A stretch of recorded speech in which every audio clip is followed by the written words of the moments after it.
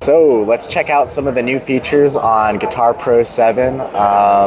This is from Aurobus Music, Guitar Pro, and they're based in France. So let's see what some of the new features are in Guitar Pro 7. So if you're like me and you've been using Guitar Pro for a while, navigating the different files, if you had a really large song, like something we have here with a bunch of different tracks, it was a little bit hard to navigate, bigger files. And so what they really focused on for this version is redesigning the interface. And so the layout is a little bit more smooth, and it's easy to get around what you need to do. So if we look here at the top of the screen, we have this nice little slider that allows us to go to different points in the tab. So it gives us a timestamp and the measure here, and that's pretty cool because we can just click right there and then type in whatever measure we need to go to.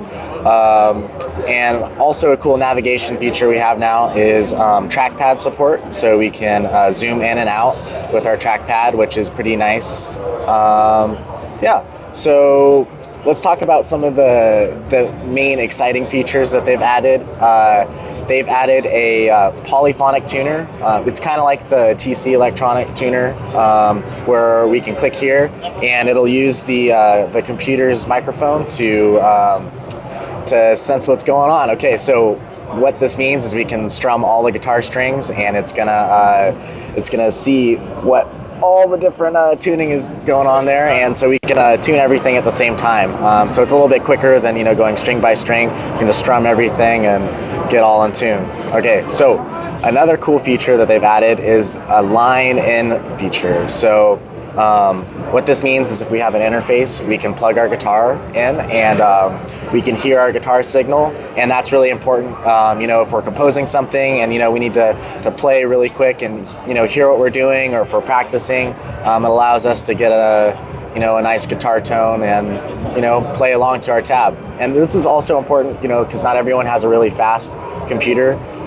Some people were saying, it kind of slows down my system if I'm opening Logic. I'm using those guitar amps. So this kind of just consolidates it all into one program. So that's pretty nice. So another thing that has been expanded is the sound banks. So some people were saying, there's not enough sounds, or I have to go other places download stuff. Now we have a huge sound bank. So on each one of these little submenus, we can see, if we scroll over here, we have signature sounds and all these sounds, but each one of these little submenus is going to have all these presets that are based off of popular songs, and that'll automatically get you going with something that sounds pretty good.